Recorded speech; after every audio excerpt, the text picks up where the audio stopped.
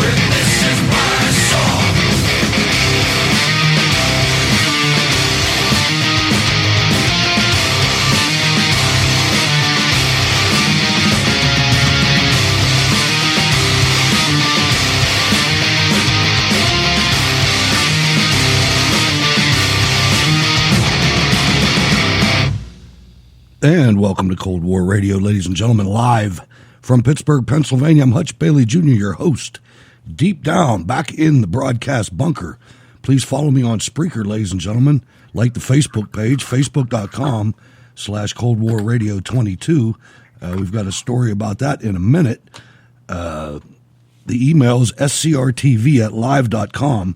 The Cold War Radio patron hotline, 412-206-6208. You can catch the podcast just about anywhere that they host podcasts, ladies and gentlemen. iHeartRadio being the number 2 place for Cold War Radio, much to my surprise. But they really have upped their game. They were just about ready to go bankrupt, and now they are number 1 in podcasts and our number 2 place where people listen to the show. You can also catch it at YouTube and the 405media.com. YouTube has captions, ladies and gentlemen, as long as they let it up there. Not too many people listen to the show via YouTube, but some do. If you're on Twitter, use the hashtag Cold War Radio. And most importantly, other than listening to the show, please go to steelcityresistance.com and become a Cold War Radio patron. It makes everything go along much smoother that way. Catch the research room, plenty of information there, to say the least. All kinds of information in the research room for all of your arguments and what have you that occur during your busy day. You can also check out the video page. It has videos of most of the audio clips that we play on the program. If you'd like to write to the show, please write to Cold War Radio, P.O. Box 96022, Pittsburgh, Pennsylvania, 15226.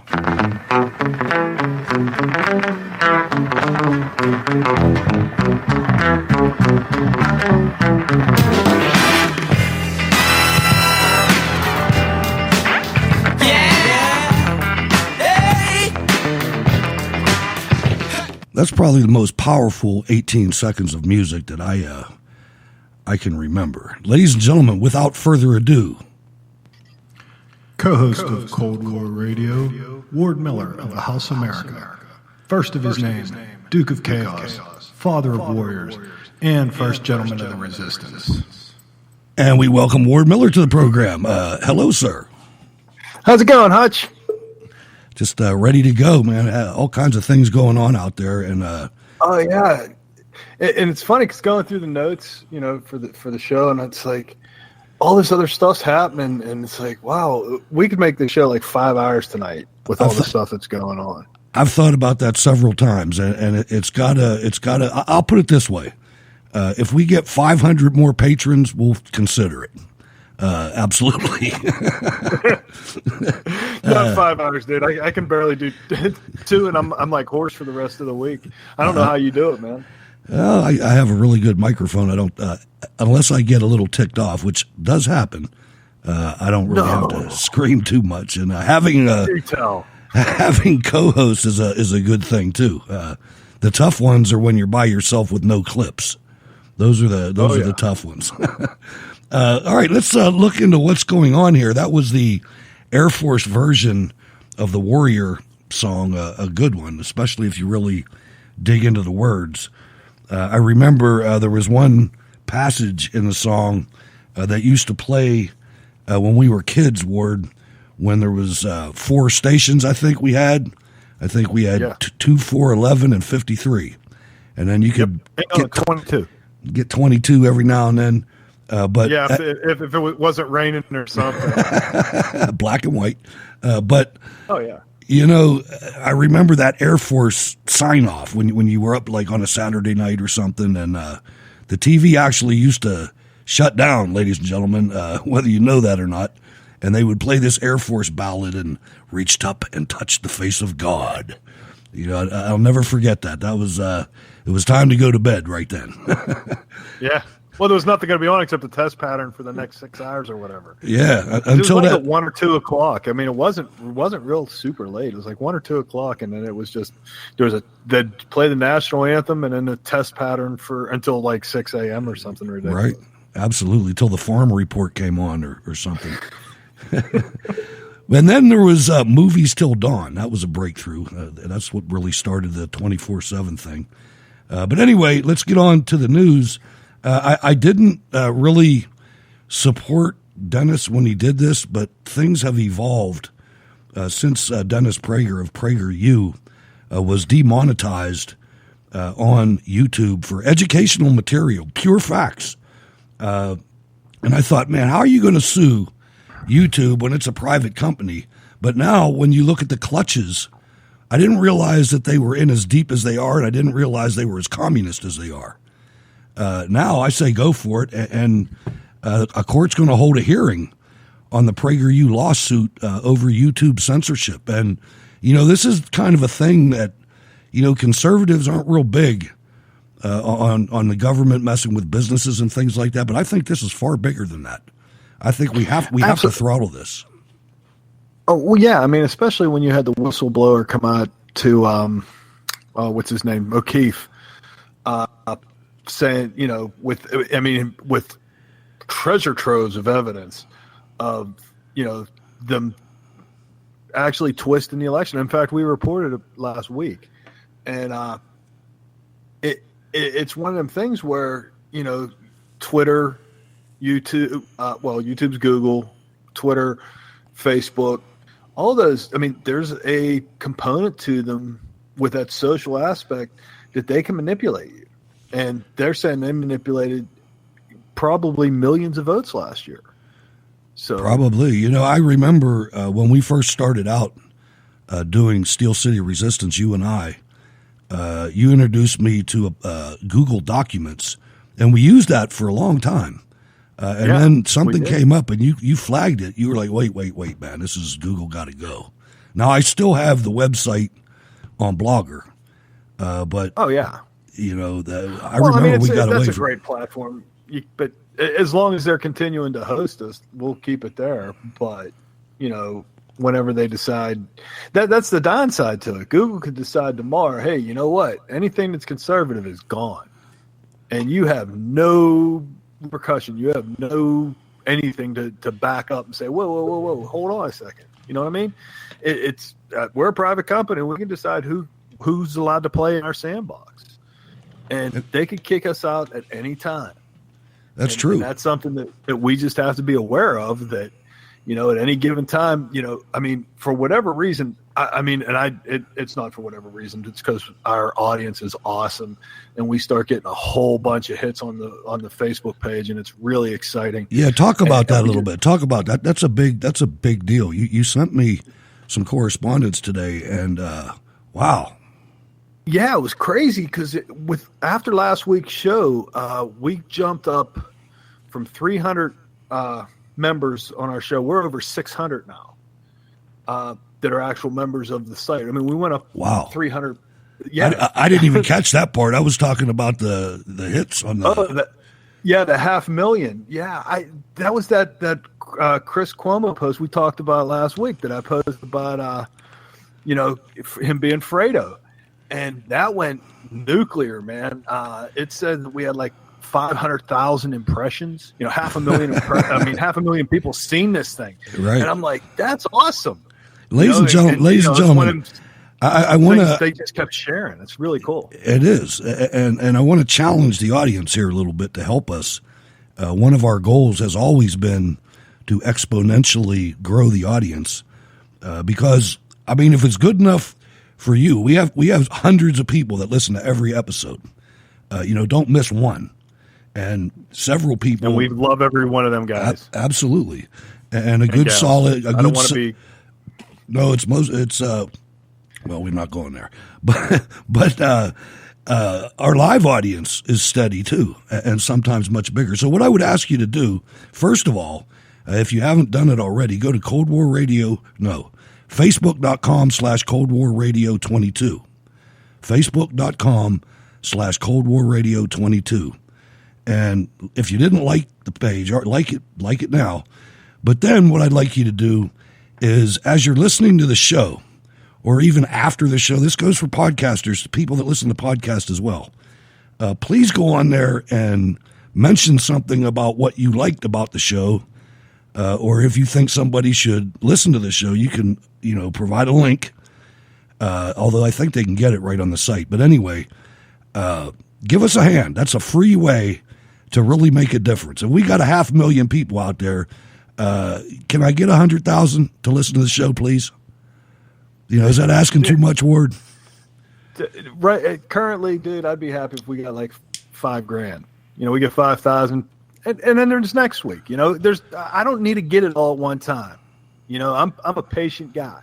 Right. So as long as you tell one friend who tells another friend who tells another friend, and we keep bringing more and more people in, and then it's no longer Cold War radio; it's Cold War resistance, and we have our own resistance again, and it's just, we'll get it all wound up and crazy. You know it, I'm not to change the subject because I'm kind of glowing right now. I mean, 500,000. That's I know it was a meme, a picture, but that just shows you the reach. I mean, the reach is there.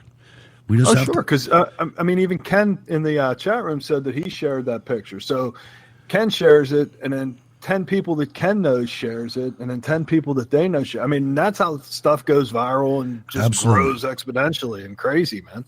And what we want to do is, okay, so that went viral on its own, but now we want something to go viral that highlights the show, so we can translate some of that into new listeners. Because you got to admit, ladies and gentlemen, it is the place to be. I mean, this is definitely the chat room. I mean, before I even said a word, there was already 75 comments in the chat room. That's saying a lot just to listen to some music. But let's go to Ken from King George. And what's up, buddy? Hey, man, I just got one of the guys that I work with is friends with a guy. They were stationed on the same ship. This guy lives out in Washington State, but he's definitely, pro-Trump, pro-conservative, the whole shooting match. And he said he used to live in Oregon. Well, I'm friends with this guy on Facebook. Never met him before, but, fellow sailor. I sent him an instant message the other day. I was like, hey, man, give me a call. So he was busy yesterday. I was trying to get him to possibly join the party line yesterday. Well, he ended up calling me this afternoon, and I was like, hey, you got to check this show out. I said, this guy Hutch, he's out of Pittsburgh. He's awesome. And so hopefully, I'm trying. I'm doing my best to try to grow the audience, brother. Man, I really appreciate it. So Just Hutch is awesome. Wait a second. So Just Hutch is awesome. Is that what we're saying here? It's cool, my man. I was just messing with you. It's a Berg thing, man. It's a Berg thing. But I told him, hey, you guys get some awesome guests on. I said, you got Mona working her tail off to try to get, some very informative interviews with various people, and so hopefully we can get him on board. I hope he wasn't from Tacoma, was he? No. Because my communist brother lives in Tacoma. He might have known him. Anyway. No. Yeah, because there is only like 3 people in Tacoma, Washington. All right, Ken. Thanks for calling, brother. You're going to like the interview tonight, I think. I know I'm looking forward to it. We're going to talk. Yeah, I'm looking forward to potentially talking about some more of that Sea Cadet stuff that I was doing. Yeah. If anybody in their local community can get involved in a local unit, you don't have to be prior military or anything, to be involved with the unit. United States Naval Sea Cadet Corps, ladies and gentlemen. I was a proud member of the Pittsburgh chapter in Oakland. We used to go to the Naval and Marine Corps Reserve Center right on Forbes Avenue. It was a great time. So Ken is an active member of that organization. Check it out, your local area. I used to be. Oh, you gave it up? Yeah. I mean, we had other stuff. My wife wants to ride her horse, so there you go. She was kind of but yeah, we had. I did it for probably close to 7 years, and it made a lot of great friends. Taught a lot of great young people. The Constitution, all the various conflicts we've been in, and the purpose of all that. And yeah, it's great. And I even learned a little bit more about some of the history that I forgot when I was a kid. And, who the hell needs to pay attention in history class? When they're rewriting it right in front of your face, right? Exactly. So, but hey, you guys keep up the great work, and I'm out here every day trying to add more listeners. Even if they only listen to the podcast, that's fine. But helping out, brother. All right, thanks, Ken. Thanks, Ken. King George, my man. All right, so let's move on. We got a couple minutes left here. Let's talk about something that I still don't understand. I'll just tell you the statement first. Karl Rove says that it's a political mistake for Trump to invite Putin to the next G7. And I say, when was the last time, Ward, that Karl Rove got something right? Yeah, I was going to say the exact same thing. If Karl Rove is that much against it, it got to be a great idea. Absolutely. Well, I mean, I don't understand what the problem with bringing Putin in to the G7 would be, because, I mean, it's for the biggest economies. I mean, Russia does have a big economy. It just makes sense. I mean, in that time, and we're not going to hear about this on the mainstream media, but we were talking about it in the chat room a little bit ago, that when while President Trump was there, he negotiated a deal with Japan for billions of dollars. He signed $1 billion deal while he was there, but they're not going to talk about it. So, it's and what that is, ladies and gentlemen, is not total, but that is a big relief for our farmers, because that's what the deal was centered on. I mean, that was the right time, and really, I'm going to ask our guest, Brigadier General Spalding, who is an expert in China. There's a lot of history that it seems that a lot of our politicians don't pay attention to. There's a lot of tension in Asia right now over things that happened over 100 years ago that most Americans don't even know about. And it shows when you hear, especially some of the younger politicians, whether they be military veterans or not, they really show their ignorance when they talk sometimes. I mean, we'll get into it when the general comes on, but there's a lot of history, and Japan is not on the good end of that history. But it is good. It is a good thing that we got a bilateral trade agreement with Japan. That's one of the biggest things I think the president has brought to the table. No more of these real big, giant treaties with 50 different countries, and we get the small stick. No more of that. Now it's us and another country, and that's it. And what the mainstream media would rather focus on, instead of the big win that we had with Japan, is they focus on the fact that Trump left when it was time for the Paris Climate Accords. I thought that was excellent. Absolutely. He said on multiple occasions, we are not participating in the climate accords. Why? Because it's nothing but a money pit that they expect us to pay for. Exactly. It's okay. China doesn't have to make any changes. They get to keep the regulations the same as it was like in 1965. And Russia's the same way. India says, we're not even going to, you can pay us because we don't make enough to clean up. So it's like, okay, so we're going to foot the bill for this insane plan that there's no actual proof that it's legit. I mean, that's just complete insanity. And yet they continue to focus on the fact that, here's the empty, and they took pictures of the empty chair, of course, because that, I guess, proves their point. But, when you look deeper into that, the Democrats know that this is a loser. I mean, they were going to have a debate that centered exclusively on climate change, and the DNC scrapped that thing. They said, no way, nobody cares about this. The guy that came up with the hockey stick theory that started all this and got caught ended up losing his case in court yesterday or today, and has to pay like all the legal expenses. The global climate change thing is falling apart, the hoax part of it. You know, the part that's trying to get money. Well, and that's what it's been about since the beginning. It's okay. You know, I'd like to know how much money Al Gore got invested in those curly Q light bulbs, or Bush. How much? Because he's the one who signed the law. How much, did they profit by saying incandescent bulbs are now illegal? Unreal. The last factory in the United States was in Winchester, Virginia. I remember when it closed. I will say that I'm not against technology moving forward, but at the time, the last 20 years, it wasn't time yet.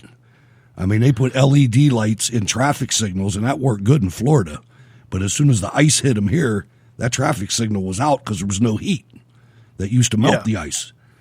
But I do, there is a product out there now that impresses the hell out of me. I don't know if you've seen these LED fluorescent lights, but my goodness, those things are so lightweight and twice as bright, as a normal light. I mean, the technology is coming. Oh, for lights, yeah. Oh, yeah, and they last 16 times longer. I mean, and that's one of the reasons that they charge $20 a bulb, because they don't make no kind of money on it, because it's not like an incandescent that burns out in a month or two. These last for years on end, so they got to get all their money up front. And I'll tell you what, I replaced one in my basement that was probably 40 years old, and it was a single bulb. And when I took it down off the ceiling, I had to use two hands to bring it down. It was so heavy. And the LED light that I replaced it with, that's never going to burn out, and it's twice as bright, I could have lifted with two fingers. It was so light. I mean, unbelievable. Well, I mean, that's part of technology too. I mean, you look at like a computer from the 80s, like 89, 90. I mean, they were all monstrous, big, boxy things. Now look at them.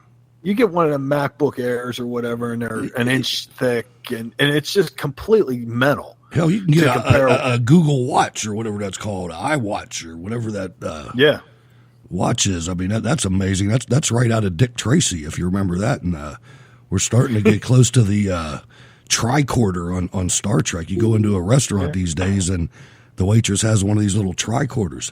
Ladies and gentlemen, Brigadier General Robert Spalding, USAF retired, is a senior fellow at the Hudson Institute, focusing on U.S.-China relations, economic and national security, and the Asia-Pacific military balance. He is the author of the upcoming book, Stealth War, How China Took Over While America's Elite Slept. Brigadier General Robert S. Spalding III assumed the duties of special assistant from the Air Force website. I know you have since retired, sir, but your last assignment, you assumed the duties of special assistant to the U.S. Air Force Vice Chief of Staff in February 2018. General Spalding, I'm Hutch Bailey Jr. My co-host is Ward Miller. Welcome to Cold War Radio, sir. Oh, thanks to be here. Thank you. I'm delighted to have you on the program tonight. Let's first talk about your new book that's coming out. It seems really interesting, and being from Pittsburgh, as Ward and I both are, although it started with Japan, we watched the steel industry get sucked right out of our area right here. I think we were one of the first to experience that income redistribution. But please tell us about Stealth War, How China Took Over While America's Elite Slept. Well, interestingly enough, the reason for the title is kind of alluding to my background in the Air Force as a stealth bomber pilot flying the B-2. But in reality, what it's really describing is exactly what you guys just talked about in terms of the loss of industrial capacity in the United States and the loss of millions, 3.4 million manufacturing jobs to China when they enter the WTO. So essentially what it talks about is how the Chinese Communist Party has used globalization and the internet to systematically erode both the economy, but also the society, the democratic principles of our country and other democracies through these relationships with the elites of the countries in academia, in politics, in corporate sector, in Wall Street here, in financial. So across the spectrum, essentially you have America's elites behaving in a manner that is essentially benefiting the Chinese Communist Party. Absolutely. I was looking over your biography on the Air Force website, sir, and a couple things really jumped out at me. I mean, it's just a really long and distinguished bio, no doubt about that. But I only have you for a certain amount of time. I want to highlight a couple things. In 2001, you were selected as one of 3 Air Force Olmsted Scholars and was a distinguished graduate of Mandarin Chinese language training at the DLI, the Defense Language Institute in Monterey, California. I knew a supply sergeant that worked there. Afterward, you attended Tongji University in Shanghai as a graduate research student. So you're not just talking the talk, you were walking the walk, and it's just really heartwarming that we have people like you in our defense apparatus, sir. Well, thank you so much. Yeah, it was really a blessing in disguise. I went there, living there from 2002 to 2004, really watching all of America's Fortune 500 companies building factories in the Shanghai economic zone, and really listening to all their stories about how it was so hard to do business and make a profit yet they were still moving their factories because they wanted to have access at some point to the market. Of course, that access never came. They never really got a foothold there because essentially the Chinese Communist Party has created a closed economy that benefits their companies. So essentially, we sold our jobs, we sold our factories to the Chinese, and essentially they've been taking capital, technology, innovation, talent away from America and away from growing American businesses and creating American jobs, to the point where we can't even manufacture circuit boards for the F-35 now. That's another thing. I understand that a lot of the arrangements with our corporations that relocate or if not totally relocate, place satellite manufacturing operations in China, that they have to give up their proprietary information as well. And then everybody's stunned when Chinese companies are making the same thing. But the second thing that jumped out in your resume, I'm a retired Army officer, 33 years. And during the Iraq surge in 2007, you deployed to Baghdad and directed the Personal Security Coordination Center. I was there during the surge as well, as the G4 maintenance officer for the Sustainment Command at the time, the 316th Expeditionary Sustainment Command. And I just wondered if you remember I think it was called Operation Silver Bison or Gray Bison, when Vice President Cheney came to the theater. That was an interesting operation that happened during the surge in Iraq. And I don't remember that one. I do remember, I think, Condoleezza Rice coming, because I remember seeing her at the embassy. I think that was more during the fall of that year, but I don't remember the vice president. Okay, I have the Army side. I'm going to switch it over to the Air Force side and introduce Ward Miller. Go ahead, Ward.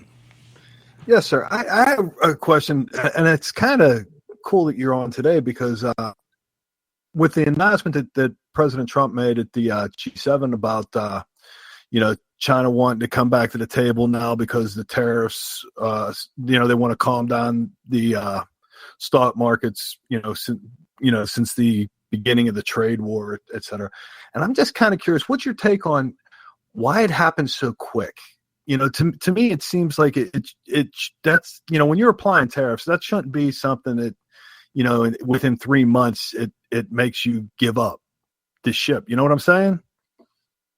Well, I think what you're beginning to see is, the president Xi Jinping, he's really having trouble. He's got Hong Kong going on now. He's got the tariffs going on now, but it's not just the tariffs. We're essentially beginning to decouple. It's in finance, it's investment. We had CFIUS reform, the FIRMA Act. We have essentially re-strengthening the Foreign Agent Registration Act. In finance, Senator Rubio has a bill that's going to require Chinese companies to actually meet U.S. audit requirements to be listed on our stock exchange. And if they don't meet those requirements, then they'll be delisted.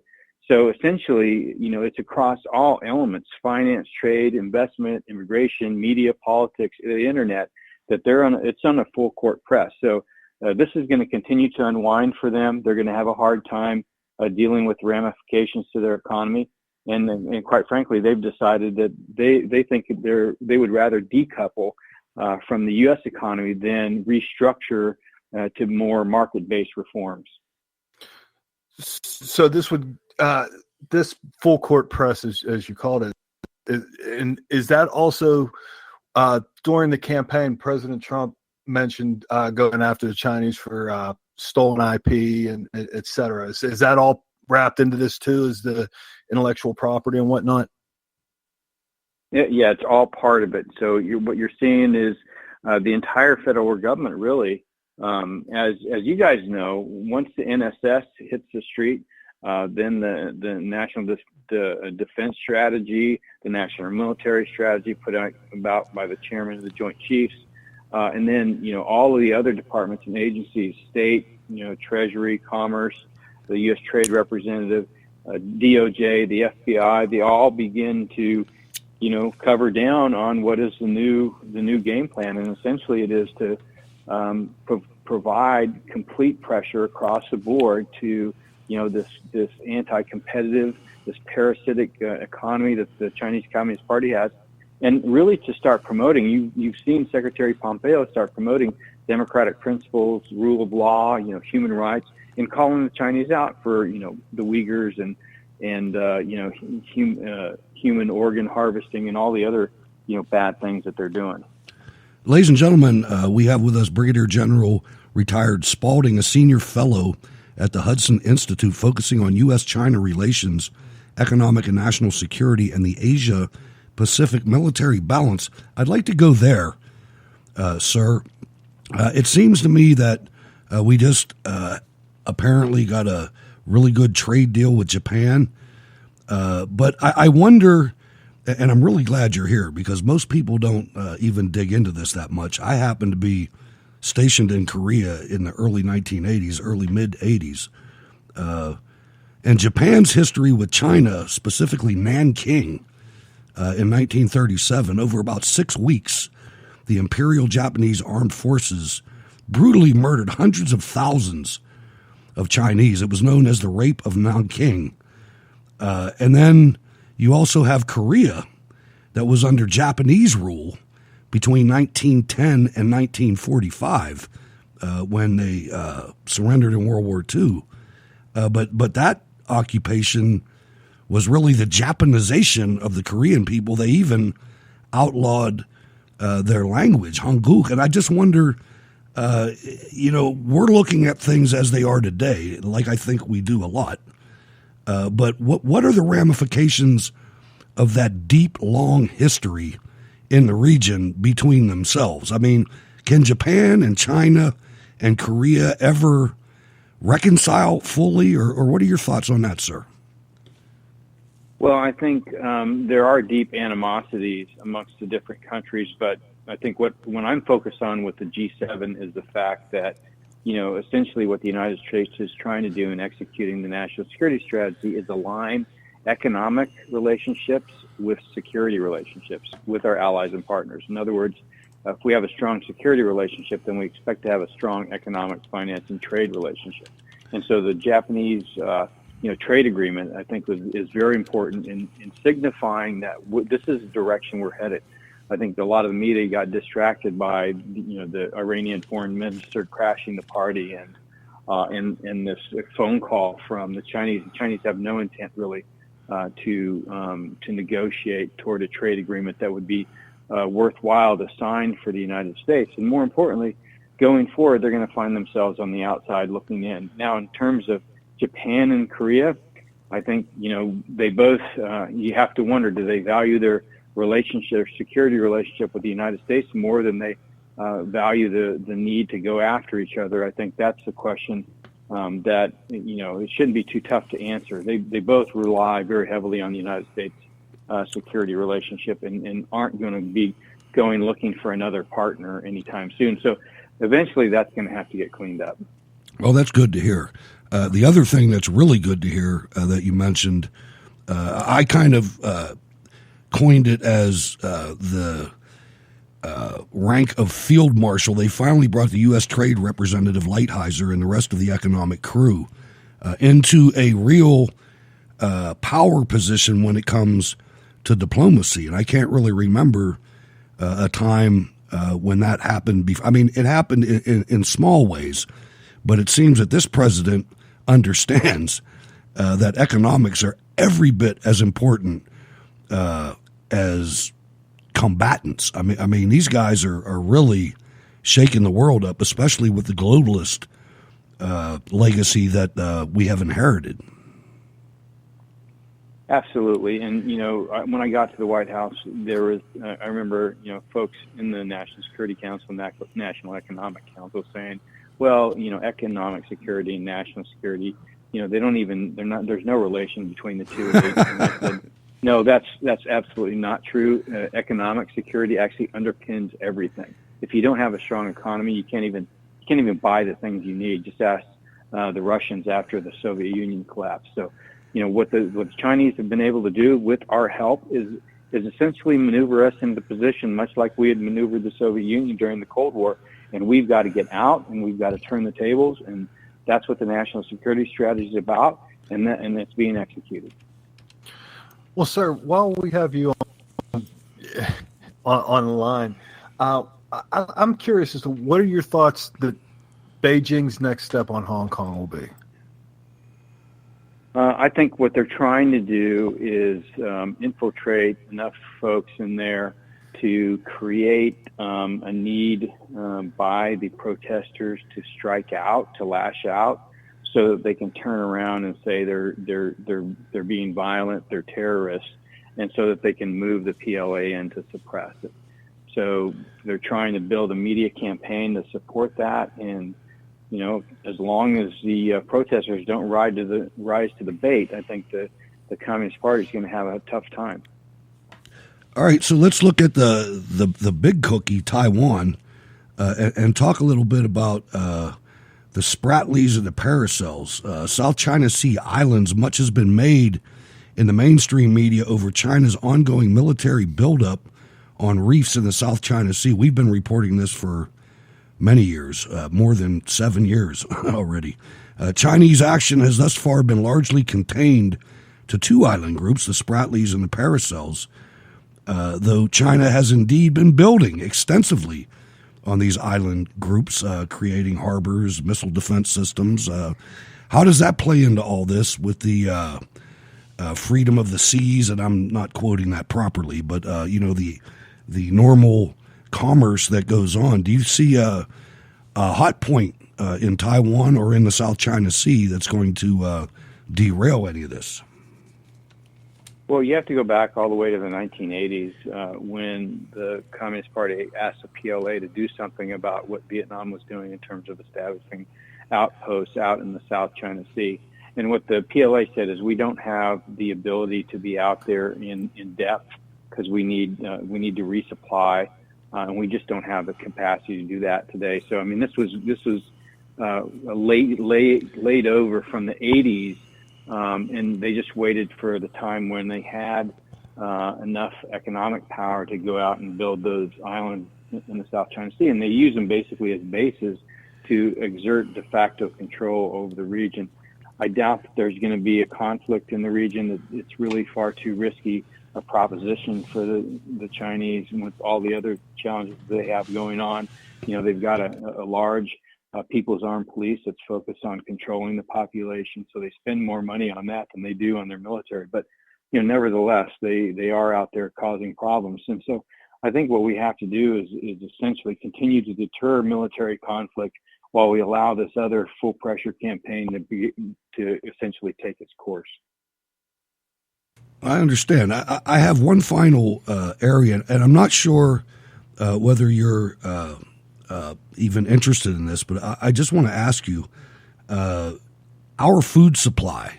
When you talk about economics in China, I recently saw, and this is a conservative station, a conservative show, but I actually saw Senator Gillibrand investigating a situation where the Chinese Communist government, basically an oligarchy. I mean, the meat companies that she was talking about were doing the bidding of the Chinese government. But there's a lot of American corporations and businesses that are in our food industry that have been pretty much bought and controlled by China. Is that on your radar at all, sir? Oh, absolutely. Smithfield was a huge product for them. My favorite bacon. And so essentially what they're trying to do is industrialize their food supply. It's really, they lose a lot in the logistics and transportation and processing of food. So they're trying to take, essentially what they've done to every other industry in the United States, take our know-how for our food industry and apply it to their country. So no, it is definitely a big problem. But I mean, there's so many problems with what they're doing across the board in just about every industry.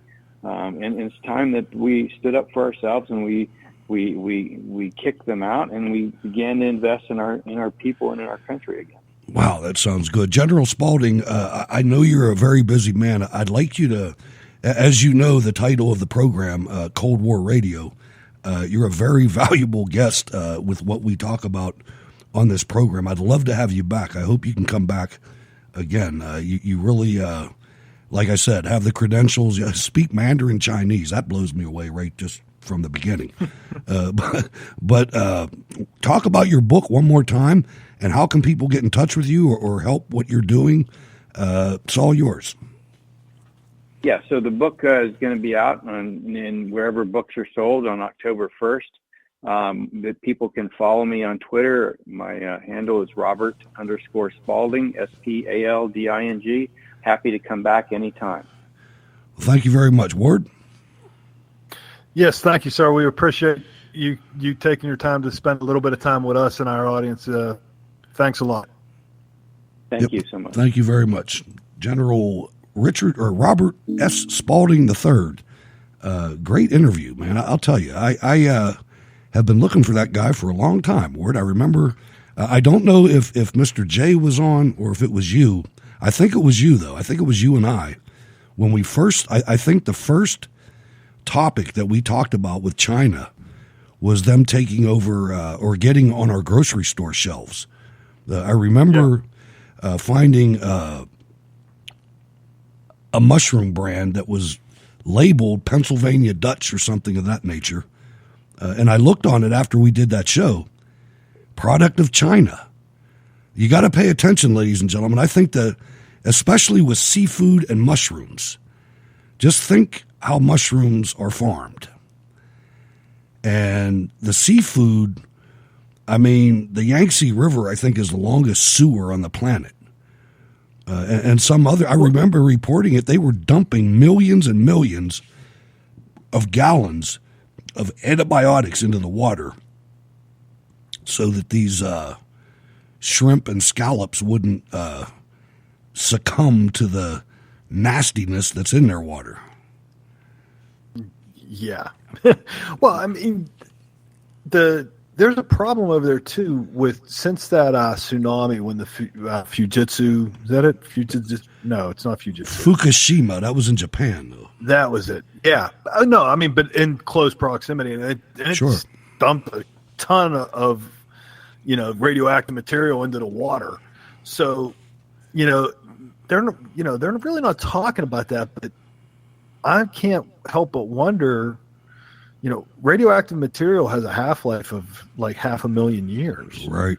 So, I'm kind of, worried about the fish and whatnot. And how long is it going to take before the, radioactivity spreads across the ocean? It probably already did. Yeah. Now just my Fukushima story is, up until the time that happened, I had 3 successive Toyota pickup trucks. I liked them, Toyota Tacomas. I really did. They had a composite bed that you couldn't damage, and I went to get one I went to get a new one.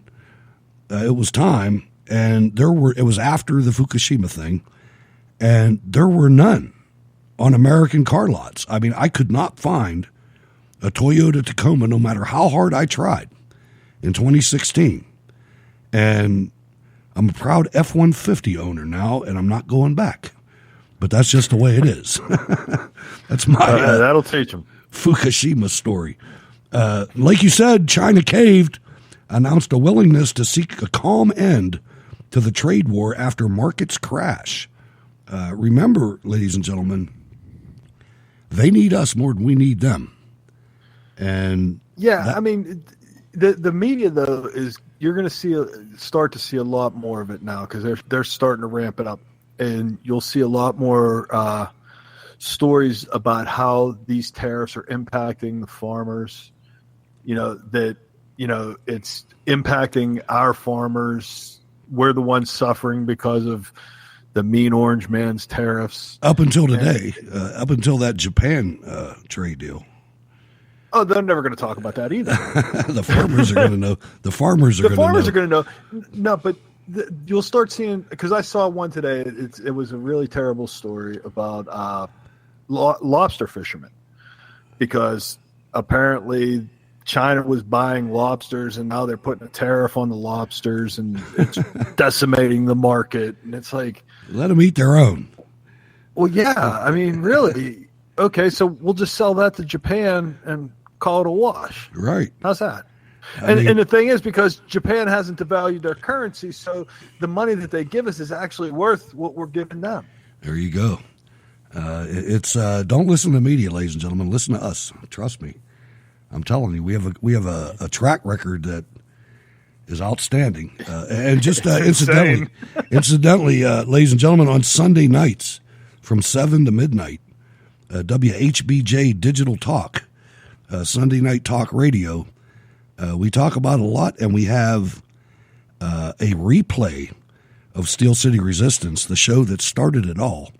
I think we're up to, we're up to March 12th, 2012, when Ward and I can't remember exactly when you retired, but I think there's plenty more shows with you and I. We're on, I think we're on 60 or 61.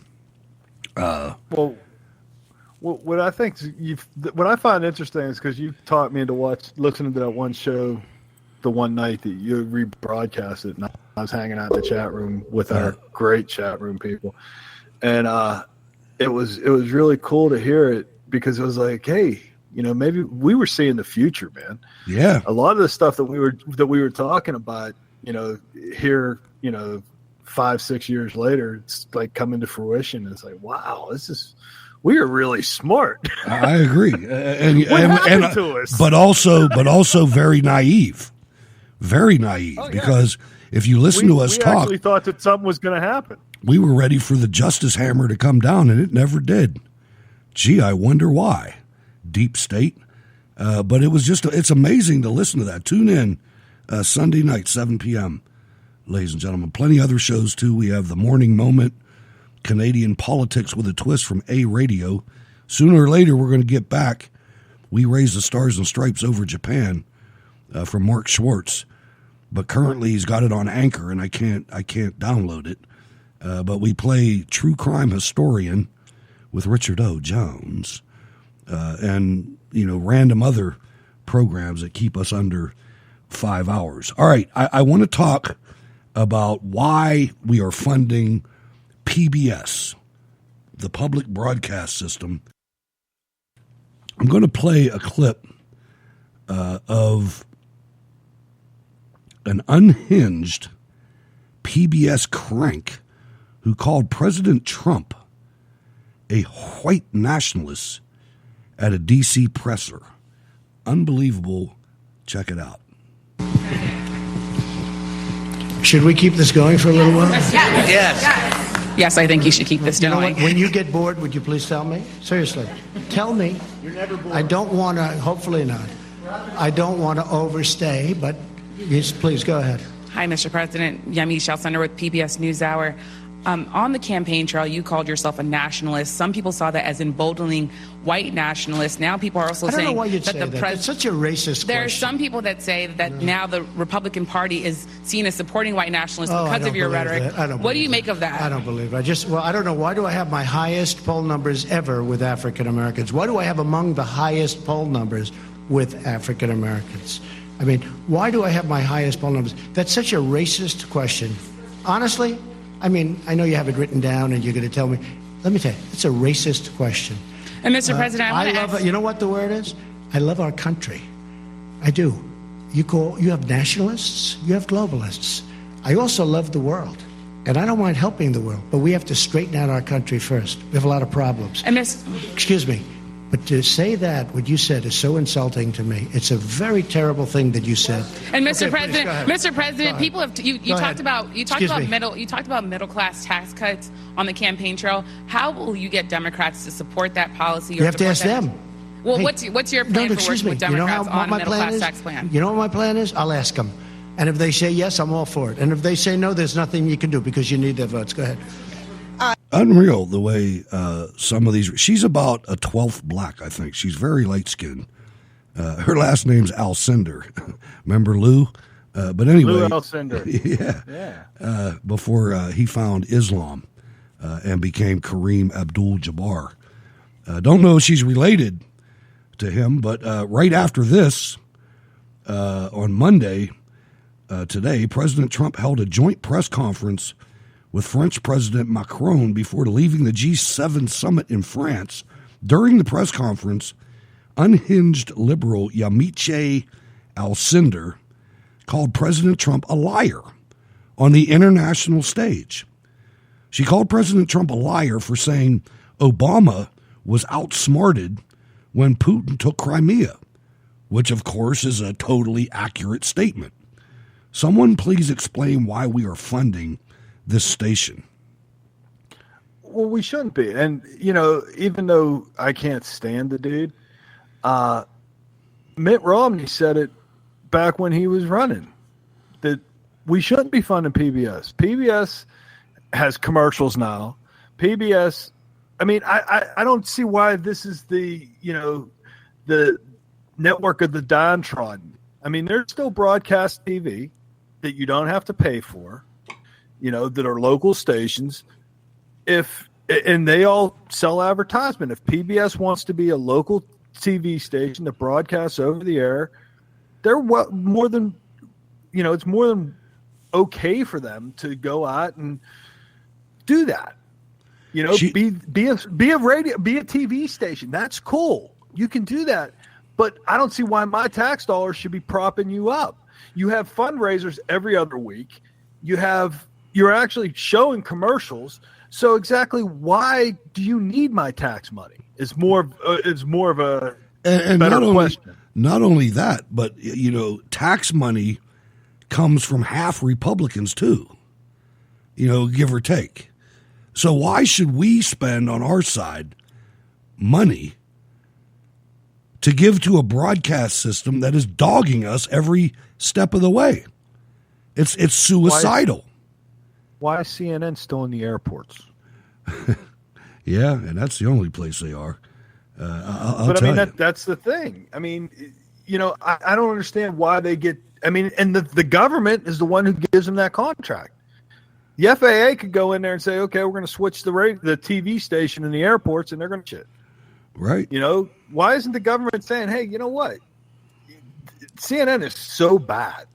Did you see today that they had this doctor? Well, and I use that term very very, very lightly. I'm doing air quotes, even though you can't see him. But this moron goes on and tells Brian Seltzer or Setzer, or Humpty Dumpty. yeah, tells him that, Trump is on the verge of being Hitler and Stalin and Mao all rolled into one. And this guy's saying he's a psychologist, and it's like, and I asked the question, right, without saying I'm diagnosing, because you've never met the man. Exactly. You can describe what you're seeing. So, Dr. Francis, I know you disagree with this view that Dr. Lee and a couple other dozen psychiatrists have published in this book. You say it's dangerous to be talking this way. Why?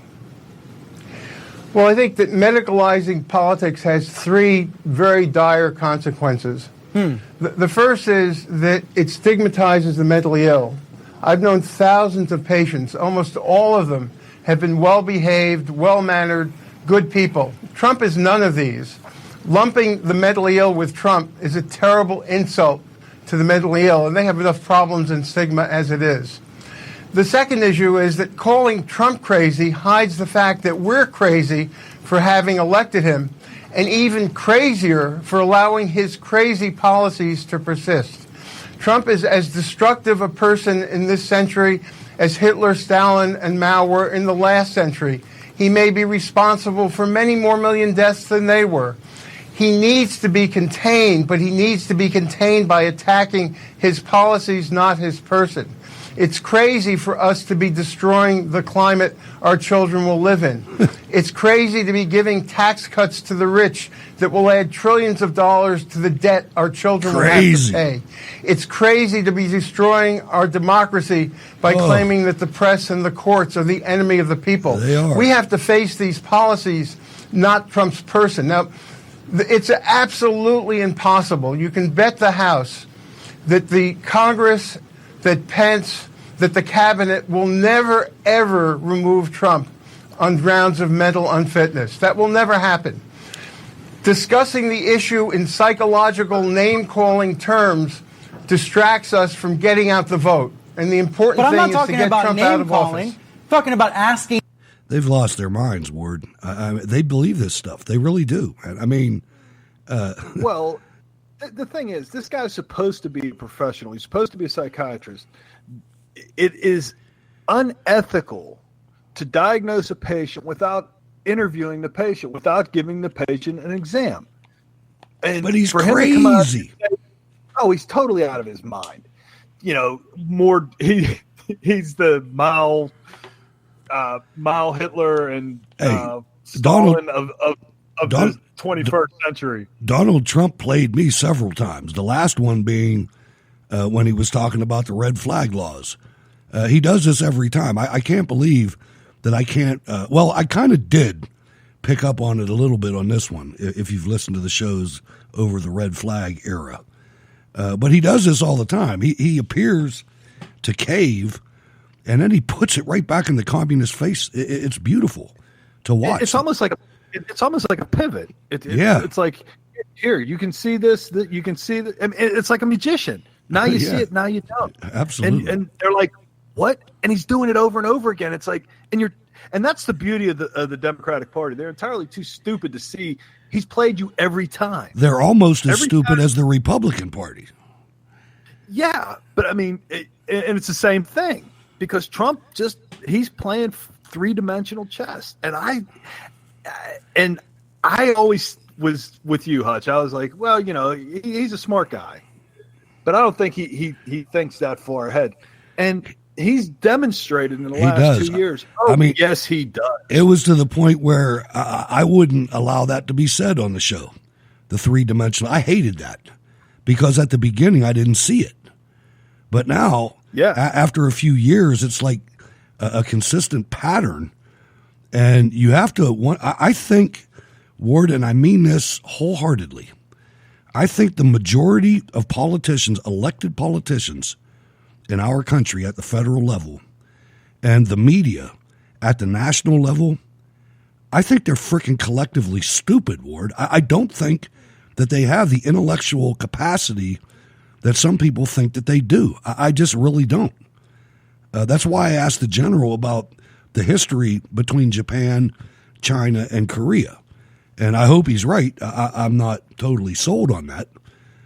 But it seems like they're very shallow, Ward. I mean, really shallow. I mean, Now, if you look though, I mean, the way Trump works is he does something to shock, right? Absolutely. He stings them with something like with the North Korea. We're talking North Korea. So with Kim Jong-un, he's calling him Rocket Man. He's antagonizing. And my all buttons, the lefties my button's bigger than yours, and Yeah, it works. Exactly. I mean, but he kept it up. He got all the lefties into this big lather. He's trying to start a nuclear war. Oh, yeah. And then it's like, okay, we'll have a meeting.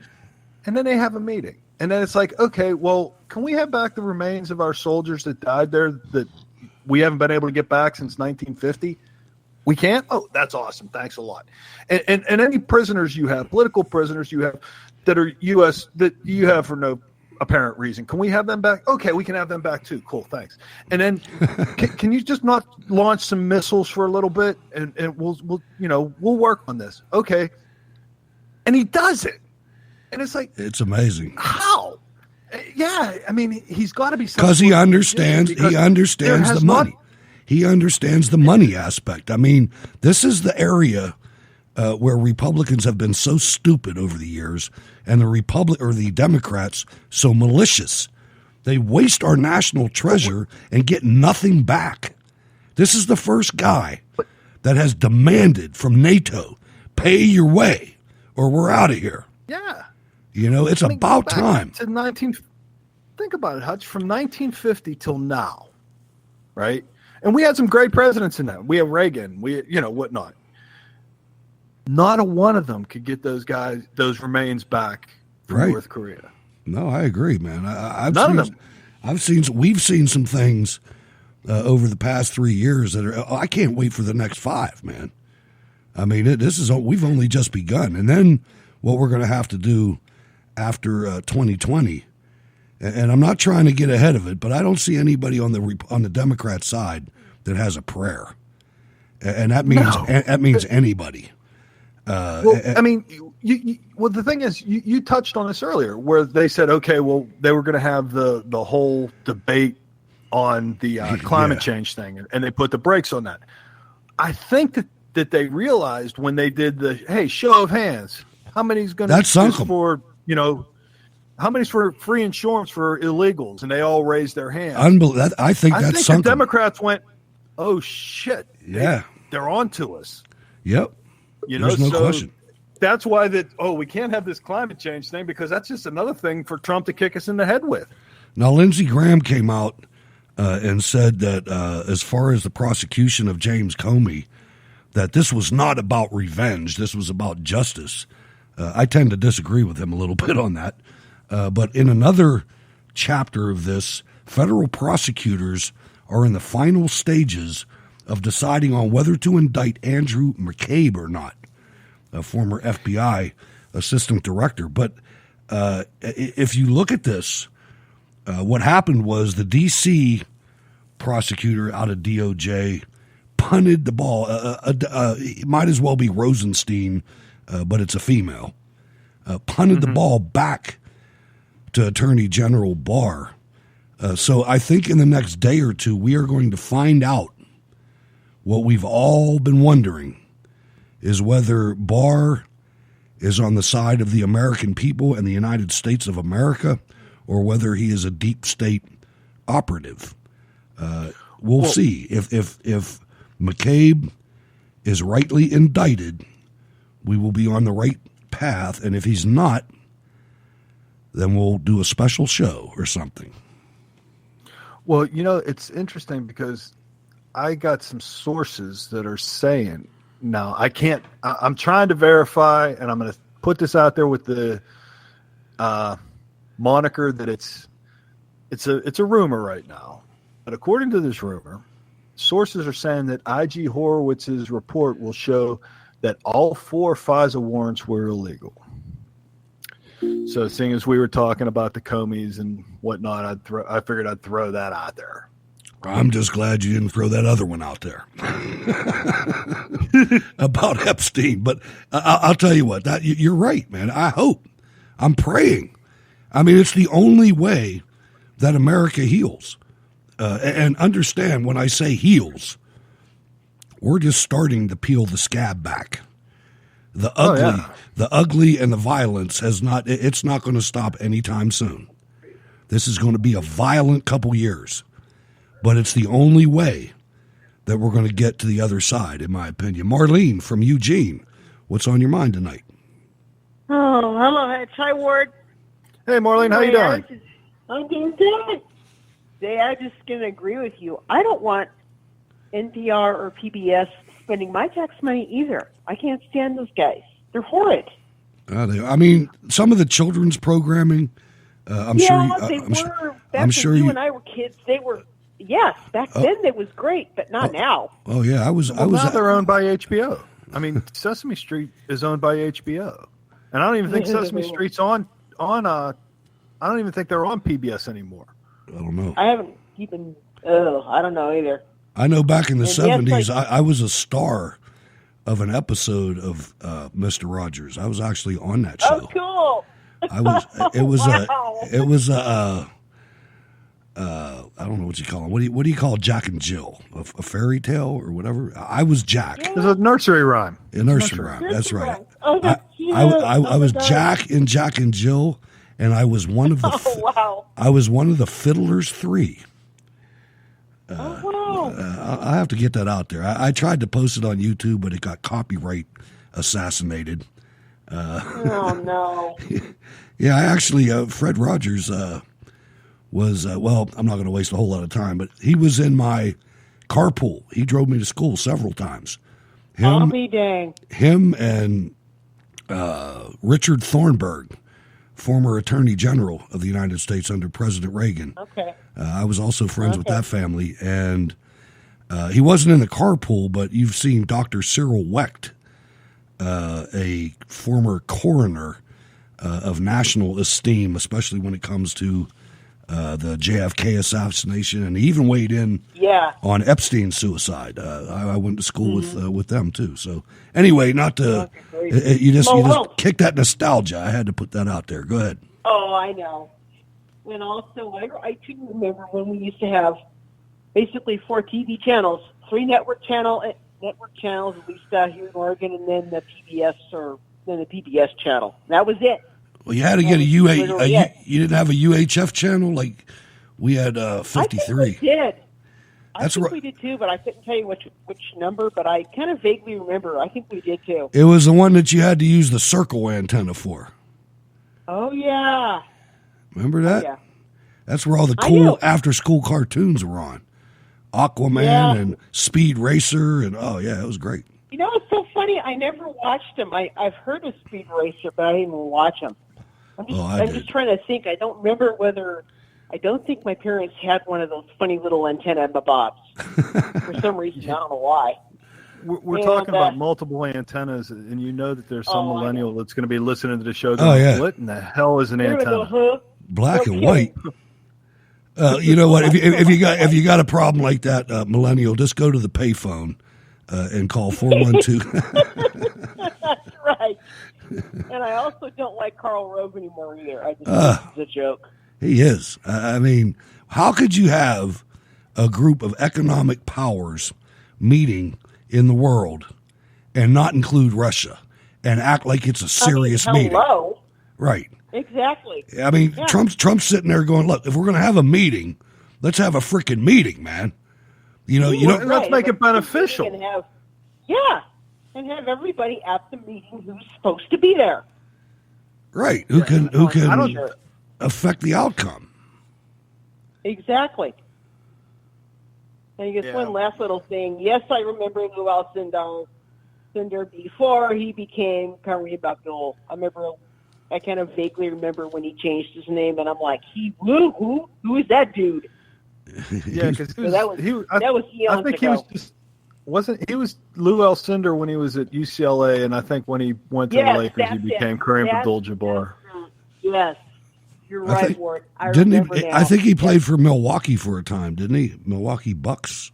Maybe come up in the maybe at the end. But but I do remember him at UCLA back when I used to watch basketball. This was back in the 70s when Oregon had back when we used to play good old Matt Court, which is now defunct. And I tell you, I miss that old arena so much. That was back when basketball out here was fun. You know, there was a guy, while I have you on here, there was a guy Yeah, go ahead. in Portland that got beat up by a drunken mob because he had a MAGA hat on. And I just want to say, especially to my young white male listeners on the program, you have to couple your First Amendment rights with a little bit of street smarts.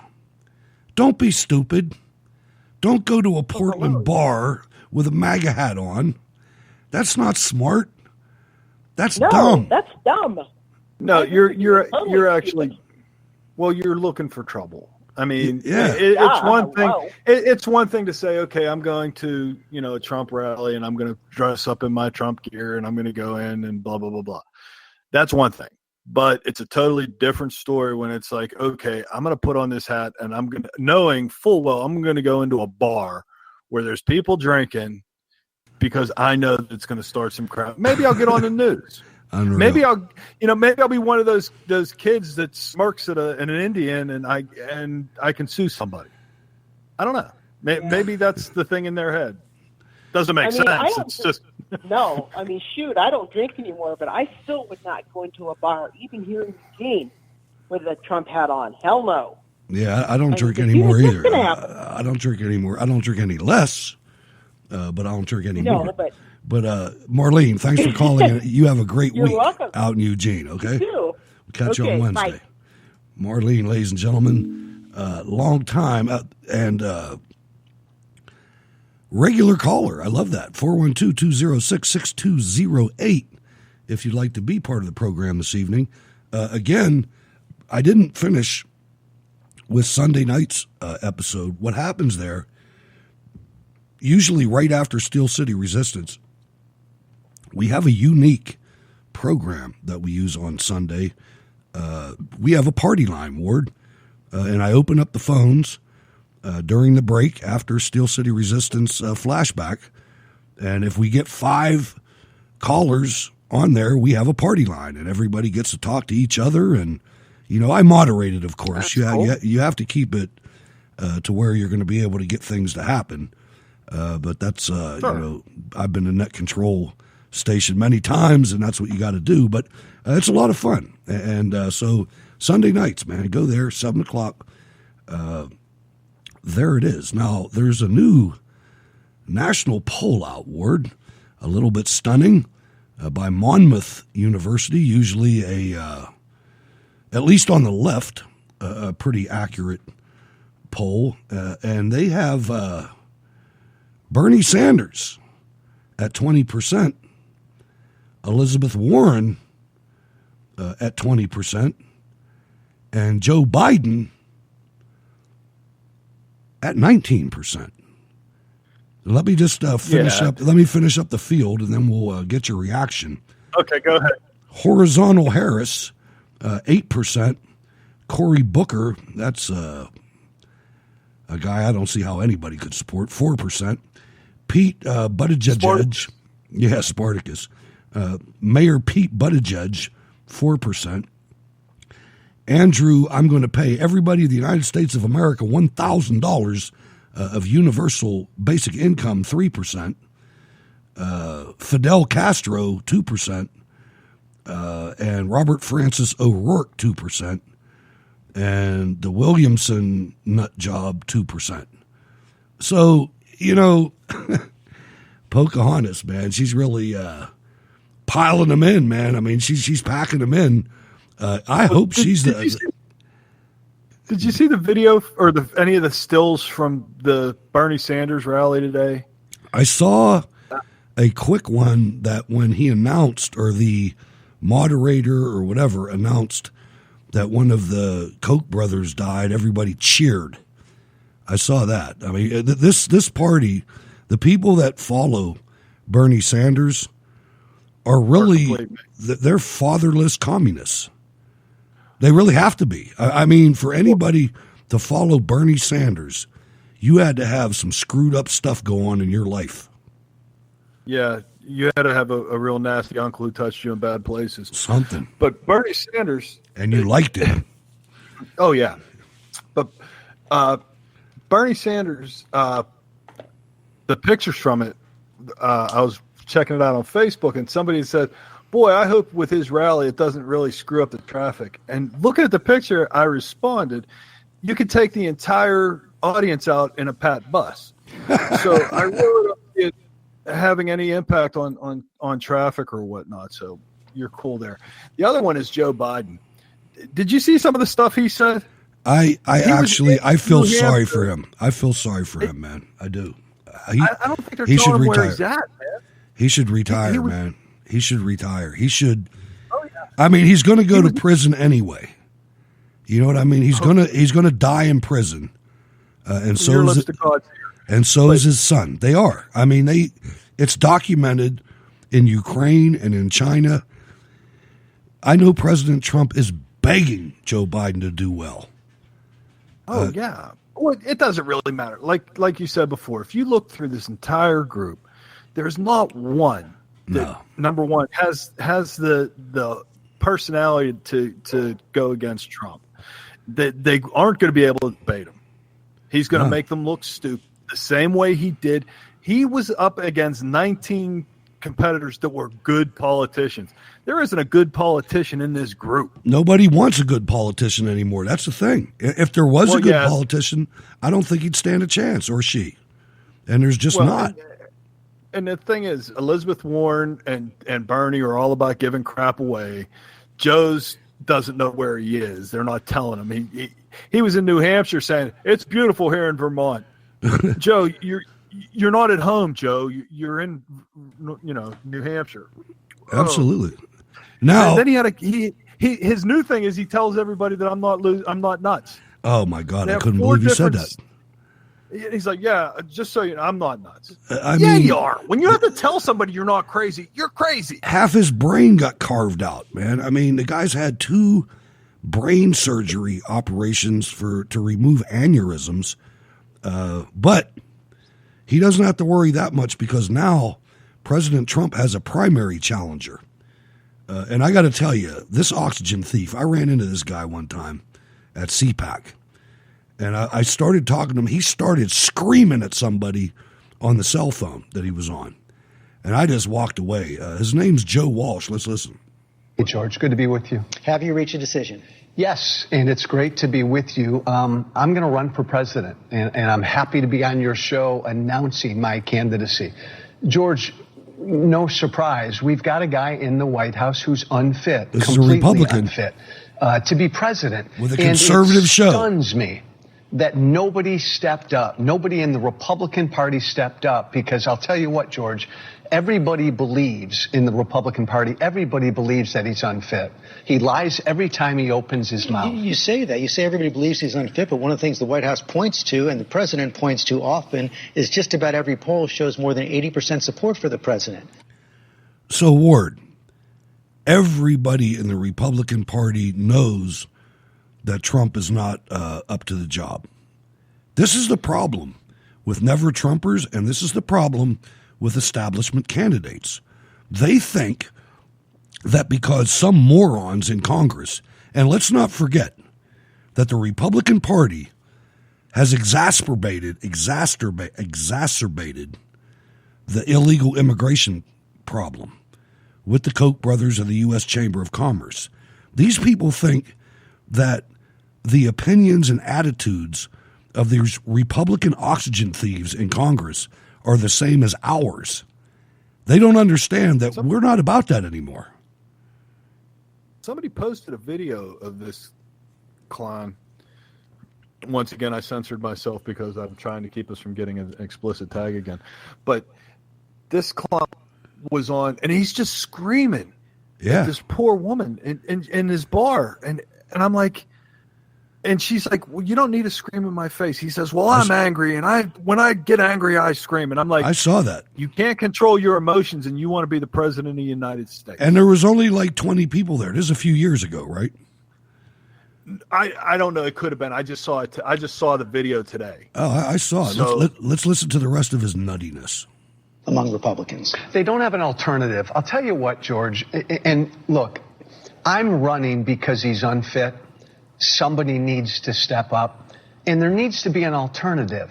The country is sick of this guy's tantrum. He's a child. Again, the litany. He lies every time he opens his mouth. Look at what's happened this week. The president of the United States is tweeting us into a recession. I can tell you, George, that most of my former colleagues up on the Hill, they agree privately with everything I'm saying. But then how do you explain why they because stand they're afraid behind him so strong? Because they're scared to death.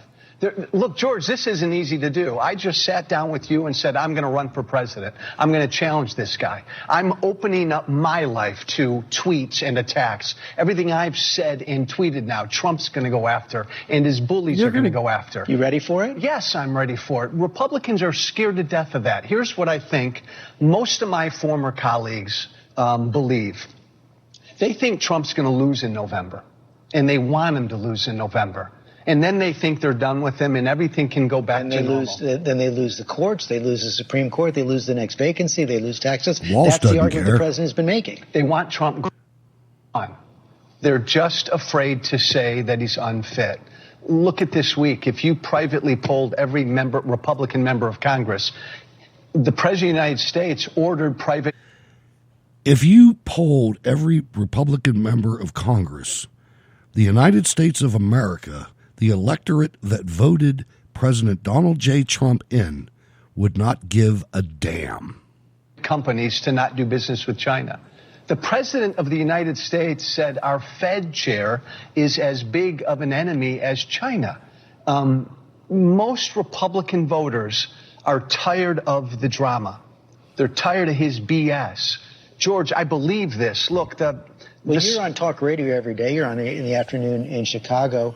When you speak like this, what do you hear from your listeners? Support, correct? I hear support for the president. It's difficult to be a critic of the president's in conservative talk radio. But I hear real ambivalence as well. And I hear often, George, what you just said at the beginning. I don't like him, and I wish he wouldn't tweet, and I wish he would keep his mouth quiet, but we're getting some good things done. But really, what are we getting done? And when I point out to those people who listen to me on conservative talk radio that we haven't built 1 foot of a wall, that this president... All right, hold on. Haven't built 1 foot of a wall, Ward. Let me tell you about that. The CBP has constructed over 60 miles of new border wall system along the southwest border since 2017, and expects to complete 450 miles by the end of 2020, the Border Patrol said in a tweet. And if you go to, I think it's Weasel Zippers, you can Google it. There is video from a drone of that. Yeah, they're flying drones over it. Yeah. Yep. This guy's full of dookie. President who said, I'm going to eliminate the debt in 8 years, has increased the debt at a faster clip than Obama. But, George, this is not about issues. I would not be even thinking about primarying this president if I was upset with his position on the debt or the deficit. There actually is another challenger to President Trump, as you know, from inside the party, William Weld. And he had a tweet this week where he said this. He said, Donald Trump is a clear and present danger to our country, the globe, and to himself. And this is what got everybody's attention. Hashtag America deserves better. Hashtag 25th Amendment. You talk about the president being unfit. Should the 25th Amendment be invoked? It should be looked at. George, we've never had a situation like this. You can't believe a word he says. And again, I don't care your politics. That should concern you. He's nuts. He's erratic. He's cruel. He stokes bigotry. Oh, yeah. He's incompetent. He doesn't know what he's doing. George, he's a narcissist. Everything he cares about, the only thing he cares about is Trump. He doesn't give a damn about America. He doesn't care about the border. You and I talked before I came on air. He lost me for certain at Helsinki. When the president, press conference with Putin. Yeah, when the president of the United States stood in front of the world and said, "I stand with that guy and not my own people." Oh yeah, he did that's that. Disloyal. That's un-American. When did he do that? His Oh, supporters, what about I think, are tired of this. Our campaign slogan, George, is "Be brave." Be brave. This is not a difficult thing for me to do. All right, get off my show, man. That's enough of that guy. Stay stupid, buddy. What a moron. I mean, this guy, and he look at where he is. He's talking to George stuffing envelopes. He's talking to President Clinton's communication director. Of course he is, because that's where they're going to go. Anybody that's going to run against Trump is going to get the liberal media on their side. Oh, I can imagine Right? that Scaramucci is probably going to be his campaign director. And maybe Bill Kristol. Probably. I mean, who cares? Scaramucci is nothing. He's a tick. I'd really like this guy to make it just so I'd have something interesting to watch for Trump to slap around in preparation for slapping around whoever the Democrats decide to run against them, because of all of those that I really hope that Elizabeth Warren wins just for the sheer fun of it. Watching him just destroy her over and over again about lying about being an Indian, for God's sake. But then again, him slapping Bernie around for never having a job until he was in his 60s and, lived in his mom's basement until he got married and went to, Soviet Union. But then drinking with the Rutskis with no shirt on, drinking vodka. I mean, you can just imagine seeing the dandruff flying at the debates. I mean, we have HD and everything now, so it's it would be so much fun. I can't see any of them, and like Cory Booker. Cory Booker got his name elevated during the Kavanaugh hearings when he released the information. It wasn't, it was like, well, this isn't supposed to be released, so I'm Spartacus and I'm going to release it. And it's like, yeah, everybody else knew that. That's you didn't do anything. He's worthless. I mean, just look at Newark. I mean, can you imagine a city in America that you would cross off the list to visit? Newark would be in the top 5 in mine. Look at the whole list. Which one of these? Vermont. Yeah. Where's Elizabeth Warren from? Is she New Hampshire? South Bend, Indiana, Buttigieg. I mean, the place is nasty. Exactly. None of these districts are worth people living in. I mean, I agree. I mean, the president had a good moniker for him, and it started out with something that rhymes with hit and then ended with hole.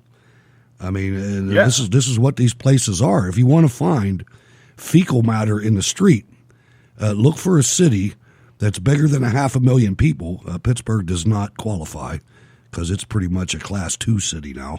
But you look at the big ones that are run by Democrats, that's where you'll find it. That's where you will find typhus, and they can't even keep the place clean. They're horrible for the country.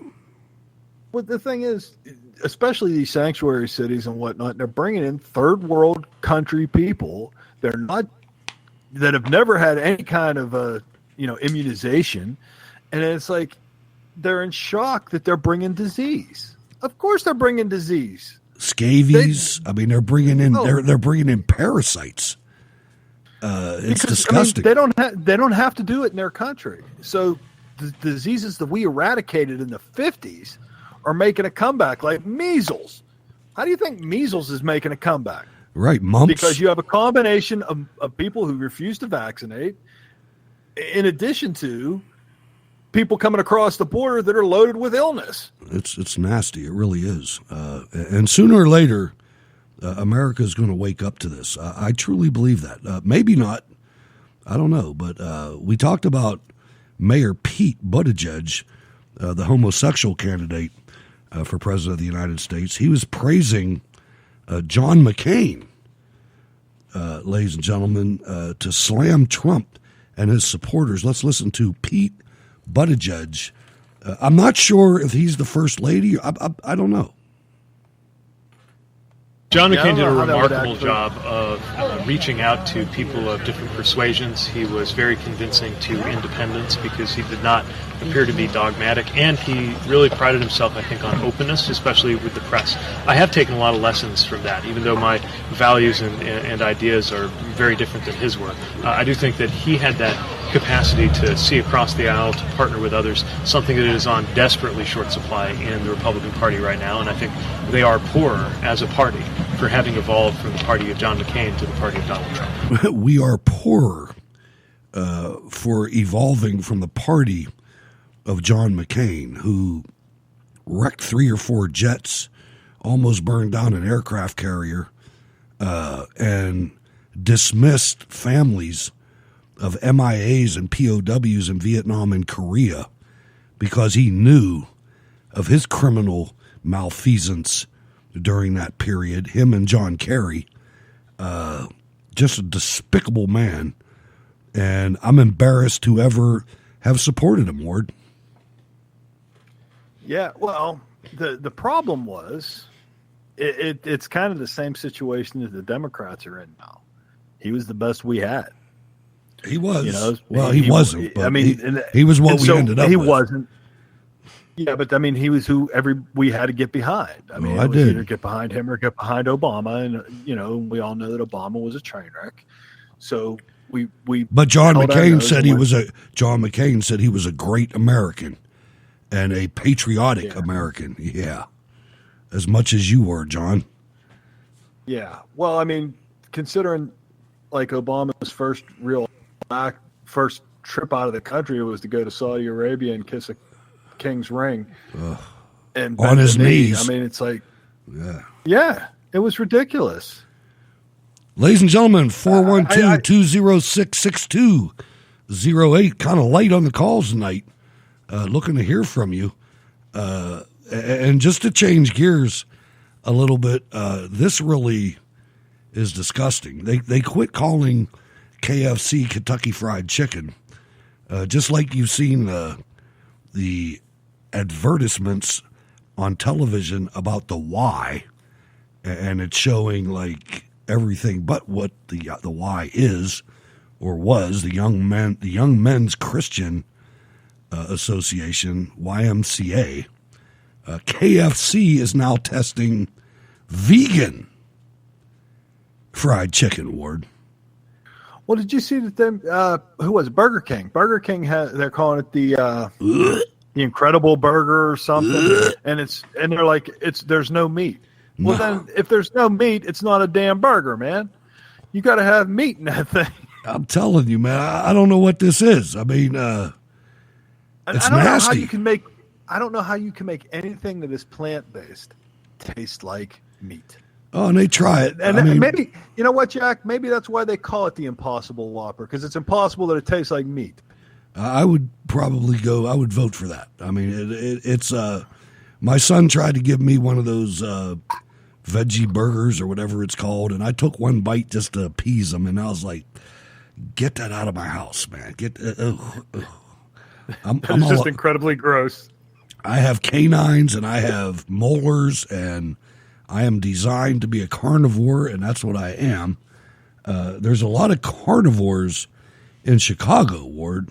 You brought to my attention a running commentary from Hey Jackass, but it claims to illustrate Chicago values, and then it just totally shows what's going on in this Democrat city that is home of some of the most horrible gun control laws in the country. Well, yeah, and that's one of the reasons that I posted or I sent it to you for the story for tonight. It's because with the gun control situation, seeing as what happened in Dayton and what happened in El Paso and whatnot, and everybody's screaming, well, something needs to be done. So let's get another gun law. Okay, here's a real quick one. Last week's totals, there was 11 people that were shot and killed in Chicago. There was 38 that were shot and wounded, so that's a total of 49 with 11 homicides. right? That was just last week in Chicago, where guns are illegal. In all of August, there were 34 that were shot and killed, 208 that were shot and wounded. That's a total of 242 with 34 homicides. That's just August. And this website, let me see here. Where are you at? Chicago Crime 29, heyjackass.com, basically lays all kind. I mean, it even talks about 2019 shot placement. Like 92 were shot in the head and killed, and 52 wounded. 68 were shot in the chest and killed, with 80 wounded. 23 in the back, with 142 wounded. 16 killed in the neck, with 20. I mean, it's unreal. Well, they actually have they call it the 2019 Chicago shot clock. And in the shot clock, it says a person is shot every 3 hours and 9 minutes in Chicago. Wow. A person is murdered every 17 hours and 13 minutes. That's unbelievable. Let's go to Virginia. In a state that there's no guns are illegal. Right. Let's go to Virginia and welcome Regina to the show. Hello, Regina. What's on your mind tonight? Hello. I was trying to decide, should I call in or not call in? So I said, don't just call in. Always call in. Well, thank you very much. From you. Huh? What was that? He said, always call in. We always love to hear from you. Oh, okay. Yeah, I was gonna call in to let y'all know some interesting information. Okay. I think I put it in the chat. Apparently, not that many people were putting in comments in President Trump's timeline, so I think that's kind of sort of throwing things off. Everybody's just retweeting. So I found out that if you go into the comment section and you read through all the comments, and what I've been doing now is retweeting the people that was commenting in his timeline. And for some strange reason, he's starting to answer some of these people. Okay. So he's starting to answer people now on Twitter. All right. Well, ladies and gentlemen, Regina does a deep dive when it comes to Twitter. I mean, she's got it under control. So what did you see? A lot of positive comments, or not? Believe it or not that many people commenting, and I'm like going, "What's wrong with you people?" Well, he's certainly not getting that. He's not getting that many comments. So I was like going, okay, he's getting the retweets, but he's not getting comments, like people telling him great job, or they're giving him advice and stuff like that, or asking him questions and stuff like that. So I said, okay, let me go in and take a look and see if anybody's commenting. And I noticed that nobody's not commenting. I was like, this is interesting. Yeah, so in other words, Twitter is kind of sort of messing with him too. Yeah, because they're just not showing the comments. You know how that works. Well, it could be that he doesn't see the comments, or because it's not out of their character to attack a prominent conservative or Republican. Because I mean, they did it to Ted Cruz, they did it to Nunes, they've done it to hell, they did it to me. Rubio. Well, yeah, but you're not. I know. No, go ahead. But you're right. You're not quite Ted Cruz yet, Hutch. But I know you're going to get there. But this is how deep it goes, though. I mean, this is. This is what I meant when I said at the beginning of the program. I don't want the government to come in and start messing with this, but by God, if it's stacked against us this bad, Regina, and then you look at PBS and you look at the corporate media. I mean, do we want to lose, or do we want to have a fair shot? That's all we want, is a fair shot. Well, I could beat any liberal any day of the week. Hutch. That becomes your problem. Is how do you do that? I mean, right. how do you level the playing field when you have these Silicon Valley based companies that have their own agenda, and their own agenda is not our agenda, not the right wing. conservative agenda by any stretch of the imagination. Which is the American agenda, by the way. Yeah. So when they do that, then what recourse do conservatives have? I mean, think about it. If they really wanted to, and they could say, hey, you know what? YouTube's a private platform. If you have anything conservative on here, bam, it's gone. We're going to set loose an algorithm that just gets rid of it. Then, then if you're if you're a conservative, you have no recourse. And it's the same with Twitter. It's the same with Facebook. I mean, I ended up in Facebook jail. I've ended up in Twitter jail. It's the same thing. When we have these platforms that we can't do anything with, or you don't know. I post stuff on Twitter, and I don't know if everybody's seen it. I don't know if anybody's seen it. I'm the same way. And you look at. I've seen yours. All right, that's cool. Yeah, so what's for Hutch? Oh yeah, another thing that I found out that a lot of people don't know. You don't exactly have to have your face on Twitter. I mean on Periscope. You can go on Periscope and you can communicate with some of the people on Periscope, and sometimes the word will get out because a lot of people don't realize there's a way to do Periscope where you can just talk to each other on each other's Periscope timeline. Because Virginia, because I've been following this one guy on Periscope for a while now.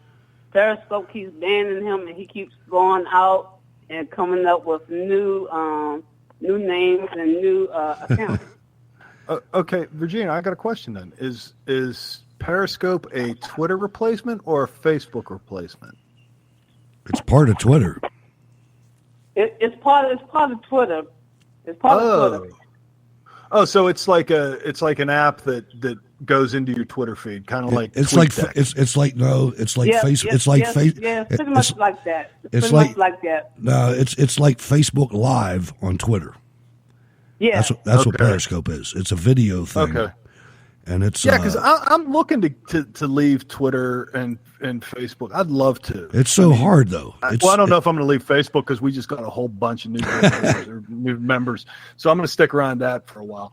But Twitter, I mean, if there's a conservative alternative for Twitter, I'd be gone in a New York second. Well, yeah, I'll suggest rdelephant.com. I'm not sure if it's going to have the power to take over Twitter, but it does have a feature where you can post podcasts right to rdelephant.com. And I like it, but one of the things that go along with it is to eliminate the trolls. There's a nominal fee. So it's one of the first places that's saying, all right, it's $5 and half of that will go to the Wounded Warrior program. I'm involved and I post our videos, and let's just do this. Would you like to voice your patriotism without the threat of being censored or shadow banned? Would you like to contribute to wounded veterans but don't know how? Would you like to communicate with like-minded conservatives without being trolled? If you answered yes, then Red Elephant, rdelephant.com is for you.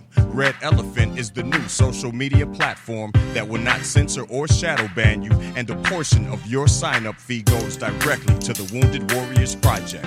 rdelephant.com. All right, thank you to James Chief, a high-ranking executive in that organization. I hope it works, Regina. What is your? In the last part that I probably need to tell you, a lot of people are trying to get rid of the trolls on Twitter. Some of us aren't doing it. We let them stay, hang out, enjoy, because we're going to make their life miserable. Because usually what happens is they say stuff, and we say stuff bad, they usually disappear. Just like Dara Mucci's wife. Okay. Dara Mucci's wife, she decided that she's going to get on Twitter and insult people. And I guess she got, her butt kicked, basically. Imagine that. Well, yeah, Twitter's not known for being very forgiving. So if you're going to go on there and you're going to, post your comments, and I do. I mean, I try and correct these lefties and explain to them that they're completely wrong. And in order to do that, you got to be willing to. I'm gonna say something, but they're gonna come back, and you got to have pretty thick skin, because I've been attacked, and they've called me all kind of names and and it doesn't bother me, because I just know that they're coming from a place of stupid. But that being said, I would like to have a place that conservatives could hang out and just like this, like we got in our chat room. I can sit here and talk to our, jump in the chat room, chat with people, and not have to worry about being attacked for saying something that, they may not like. I mean, absolutely. And that's one of the things I've learned about conservatives. Conservatives will listen to you. Whether or not they agree with you, they'll still listen and then tell you you're stupid after the fact. But they'll still listen. Whereas immediately... That's what some people on Twitter do. Yeah, and immediately the lefties just shut you down. Yeah, one person, he got his butt kicked real bad. Bill Mitchell. Oh, yeah, he did. I helped. Oh, yeah. I helped. Anyway, Regina, you have a great week, and thank you for calling us up. Your call was perfect, because I was out of material. We'll catch you on Wednesday. Okay, bye-bye. All right. See you later. Regina. Regina from Virginia, ladies and gentlemen. And Ward, I'll tell you, a lot of things going on. I have a lot of optimism. I just ask you, do you have a lot of optimism, or are you pessimistic right now? Well, I guess what do you say with the direction just in of the general? country? Yeah, just in general, where we are and where we've been. I'm very, very pessimistic. I mean, very optimistic, rather, not pessimistic. Optimistic, because I mean, you look and see the strides we've made, the positive strides that have been made that the media hasn't reported, and say, okay, let's see if this engine, this economy that he's built, if it gets stronger, which is what he's predicting, and there's no reason it wouldn't, because I mean, manufacturing's coming back. You got America coming back, for God's sake. It's not just manufacturing; it's everything, and I'm very excited. The only and what I'm really excited about is the election, because he's going to just destroy whoever. It's not even going to be funny, and I'm so looking forward. One of the things that I've noticed, we're going to trigger a ton of more millennials. 2020 will be the year of the trigger. We will have them. It's time to make America cry again. Yeah, one of the things that I've been noticing, Ward, is just out in everyday life. I'm seeing FedEx drivers and various other blue-collar employees out there in the public that you can look at them and you can tell that last year they were thugs. I mean, I'm talking tattoos on the neck, some in the face. I mean, like jacked up haircuts. But these people are working now. They're probably regretting, and I knew this was going to happen, watching my own family get all tatted up. They're starting to regret that stuff. But regardless, when you get old, all that stuff runs. I know, man. Hey, what was that big blue spot? Was that the mermaid or the anchor? I'm not sure. I was at Kennywood Park one day, and I was smoking a cigarette, which you probably can't even do there now. I don't think you can even do that anywhere in the park. I don't know, but I did. And even if you couldn't do it, I still would. But I saw a woman, and she was probably in her 60s. And when she was 25, she got a beautiful picture of a little tattoo, rather, of a little black butterfly right above her right breast. And when I saw her at Kennywood, it looked like a killer bat. Don't get tattoos, ladies. Get small ones somewhere, and that's cool. But don't get a butterfly, a big butterfly, that's going to turn into a bat. Just my advice from Cold War Radio. I know you've seen them too, Ward. And don't get the tramp stamp. No, especially with the bicycle handles or the motorcycle handles. But anyway, That's just a cultural thing. Again, both my kids I think I raised them well, but man, the tattoos are in effect all over the place. For whatever reason, they think, I mean, that's the new thing. It is. I mean, but it's forever. Yeah, you're right. It's like the internet, and you're posting these pictures, kids. I'm telling you, don't ever try to run for office because they're coming back. I mean, that's like the there was a meme that went around. The guy, his whole face is tattooed. He's got lumps under his eye, under his forehead, and he got studs coming through his face and whatnot. Wonders why he can't get a job. Wonders why he can't get a job. Yeah. Yeah, I saw that. There's several. Kids, like, if you get a tattoo, if you feel as though that you have to do this, get it somewhere you can hide it. Yeah. Because the bottom line is, when you go for a job, you're not going to be getting interviewed by a guy who really digs tats. You're going to be getting interviewed by me. Right. And if I see stuff, I think you don't have enough respect for me to cover the crap up, so I'm not going to hire you. Man, I'm the same way. No doubt about it. Ladies and gentlemen, again, I want to encourage you to go to facebook.com/Cold War Radio 22, a page that was instituted in 2010. And throughout all his trials and tribulations, Ward has kept afloat, and it is really taking off right now. So I would ask you to please post some things on that page that redirect people back to the show. And I'll call you out when the listeners start going up. I'll tell you, hey, this is because of you guys. Great show tonight. Ward, thanks for coming on. My good friend, and man, I'm glad to have you back. How can people get in touch with you, and your final comments, sir? You can get a hold of me on Twitter at Wardy22. I also have one more thing. With my intro that I did earlier from the Game of Thrones, I also did one for our president. And so it's Donald John Trump, first of his name, President of the United States, the maker of deals, the golden boy, the voice of the forgotten, the drainer of swamps, builder of walls, and the protector of the Western world. God bless America. Ladies and gentlemen, I'm Hutch Bailey Jr. This is Cold War Radio. I want to thank you for letting us into your life for 1 hour. A great interview with Brigadier General Robert Spalding, United States Air Force retired. That interview will be up by itself shortly. Thanks for letting us into your life for a couple hours, ladies and gentlemen. Go to rsbnmusic.bandcamp.com and support my man in the background, Jacob Seals. MadisonRising.com, the Star Spangled Banner that we play on Sundays, and the freemusicarchive.org. Also, go to steelcityresistance.com. And again, facebook.com/Cold War Radio 22. We'll catch you on Wednesday, ladies and gentlemen. God bless.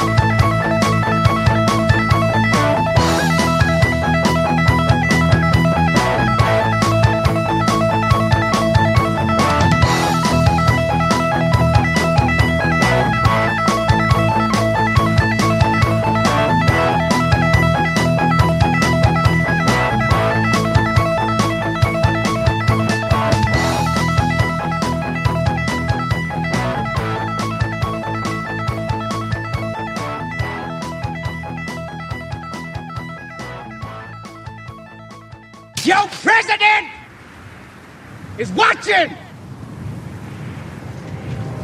America is watching. But more important, God, Father, watch.